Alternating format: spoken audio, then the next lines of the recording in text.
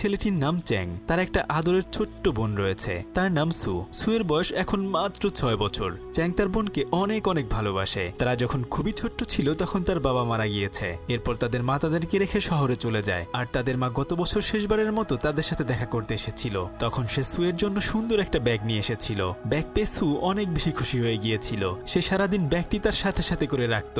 তার মা বলেছিল এরপর যখন সে আসবে তখন তার জন্য বই নিয়ে আসবে। তাই সু সব সময় তার মার জন্য অপেক্ষা করে থাকে কবে তার মা আসবে, তার জন্য বই নিয়ে আসবে এবং সে এই ব্যাগে বই নিয়ে স্কুলে যাবে। কিন্তু অনেকটা দিন পার হয়ে যায়, তার মা এখনো আর আসেনি। এই বাড়িতে চ্যাং এবং সু দুজন বাস করে, আর তাদের বাড়ির পাশেই তাদের একজন আন্টি থাকতো। আন্টি চ্যাং এর সব খরচ বহন করত, কিন্তু তার স্বামী এটা একদমই পছন্দ করতো না। যাই হোক, এভাবে তাদের দিন চলে যাচ্ছিল। চ্যাং প্রত্যেকদিন সকালবেলা সুকে বাসায় রেখে স্কুলে ক্লাস করতে যায়। সু সারাদিন তার জন্য অপেক্ষা করতে থাকে। চ্যাং এর স্কুল ছুটি হওয়ার সময় সু গিয়ে বাস স্ট্যান্ডে বসে থাকে কখন তার ভাই আসবে। চ্যাং স্কুল থেকে ফেরার পরে প্রত্যেকদিন তার বোনের জন্য একটা করে আইসক্রিম নিয়ে আসে, কারণ তার ছোট্ট বোন সু আইসক্রিম খুবই পছন্দ করে।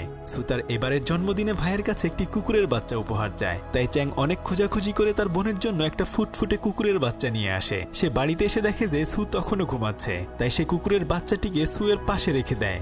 বাচ্চাটি তখন গিয়ে সুয়ের গায়ে একটু একটু হাত বুলাতে থাকে। পাশে কিছু টের পেয়ে সুয়ের তখন ঘুম ভেঙে যায়। সে তখন ঘুম থেকে উঠে দেখে সুন্দর একটা কুকুরের বাচ্চা তার আশেপাশে ঘোরাঘুরি করছে।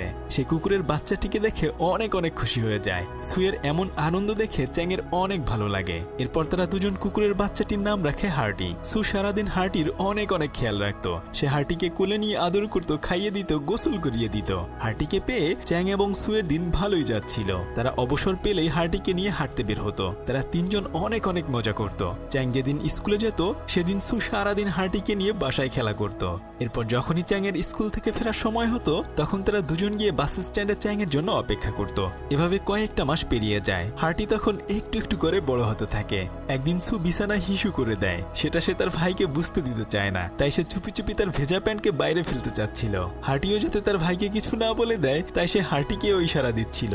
এমন সময় সে হোঁচট খেয়ে নিচে পড়ে যায়। সুয়ের পড়ে যাওয়ার শব্দ শুনে তার ভাই বাইরে আসে। সে তখন সুকে জিজ্ঞেস করে তুমি কি বিছানা হিসু করেছো? কিন্তু সু সেটা স্বীকার করে না। সু তখন হার্টিকে দেখিয়ে দেয়, বলে আমি না, হার্টি বিছানা হিসু করেছে। হার্টিও কম চালাক না, সে তখন চ্যাংয়ের কাছে গিয়ে মাথা নেড়ে নেড়ে না বলতে থাকে। এরপর চ্যাং সুয়ের জামা উল্টিয়ে তার প্যান্ট চেক করে। তখন সু ভ্যা ভ্যা করে কেঁদে দেয় এবং সে তার ভাইয়ের উপর অনেক অনেক রাগ করে। সে চ্যাংকে বলে তুমি পৃথিবীর সবচেয়ে খারাপ ভাই, আমি তোমার সাথে একটুও কথা বলবো না। এরপর সে তার রুমে গিয়ে গাল ফুলিয়ে বসে থাকে।